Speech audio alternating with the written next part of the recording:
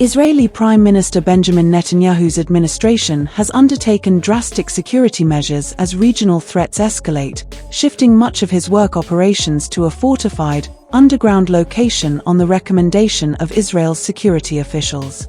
This change was prompted by an alleged drone strike from Hezbollah targeting his personal residence, a development that underscores the increasingly direct nature of threats against Israel's highest levels of leadership.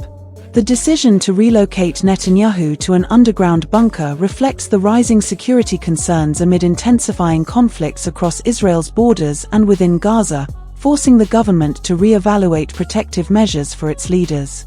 Under the heightened security protocols, Netanyahu's meetings with top officials are now conducted in highly secure, undisclosed locations to minimize risk. Senior-level cabinet meetings, which had typically taken place at the Knesset or the Prime Minister's office, are now moved to locations that meet rigorous security standards.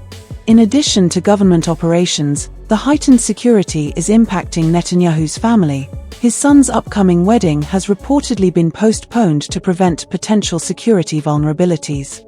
Each of these measures is part of a comprehensive reorganization in the wake of recent security developments, designed to ensure Netanyahu's safety in an environment of ongoing missile threats and hostile drone activity targeting Israeli officials.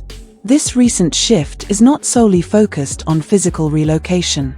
Israeli authorities have taken extensive precautions in preparing the National Management Center, NMC, bunker in Jerusalem to act as a command center for the country's leadership.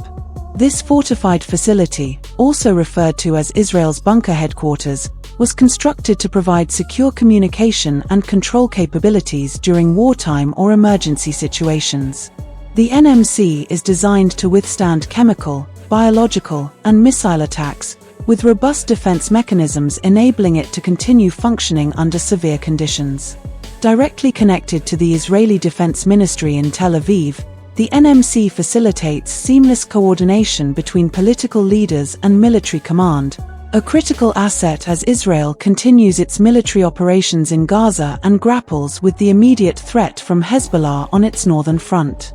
These extreme security precautions follow a recent intensification of hostile actions from Hezbollah, the Iran-backed Lebanese militant group. On multiple occasions over the past month, Hezbollah has launched rocket and drone attacks targeting not only the Israeli Defense Forces (IDF) positions but also areas closer to civilian populations and leadership targets within Israel. Hezbollah's ability to launch repeated strikes has placed unprecedented pressure on Israeli leadership, prompting the shift of senior officials to high-security bunkers and causing a revision of both strategic and security protocols. This hostile engagement with Hezbollah is occurring simultaneously with Israel's broader conflict in Gaza, where the IDF is engaged in ongoing operations aimed at dismantling Hamas infrastructure. The intensification of direct attacks on Israeli leadership is not limited to military strategy. It is also having a profound impact on Netanyahu's legal proceedings. Facing multiple corruption charges, Netanyahu's appearances in court have been postponed, with his legal team requesting delays due to security concerns. This unprecedented request, citing a mix of personal safety issues and national security concerns, highlights the gravity of the current threat landscape. The delay reflects the exceptional context in which these legal proceedings are unfolding, adding a layer of complexity to Netanyahu's ongoing legal challenges. With high-ranking officials now working under elevated risk, and Hezbollah seemingly willing to directly confront symbols of Israeli governance, Israel's judicial system is adapting to these changing security dynamics.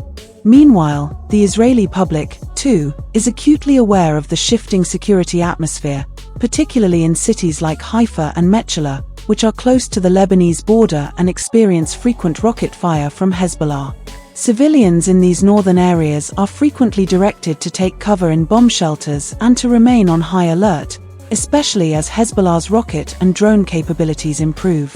Reports of increased Hezbollah activity near Israel's northern borders have led to expanded security protocols, with the IDF reinforcing air defenses in vulnerable areas. These actions are mirrored in other parts of Israel, where air raid sirens and missile defense systems, like the Iron Dome, are in constant readiness for a potential escalation. The international implications of Israel's intensified security measures are substantial. The United States has expressed ongoing support for Israel's right to defend itself, and intelligence-sharing efforts have reportedly increased as threats continue to multiply. However, Israel's decision to fortify its leadership facilities, coupled with Hezbollah's expanded capabilities, raises questions about potential responses from the broader international community. Middle Eastern nations, especially those allied with Iran, have taken note of Israel's heightened military posture, with some expressing solidarity with Hezbollah's resistance rhetoric.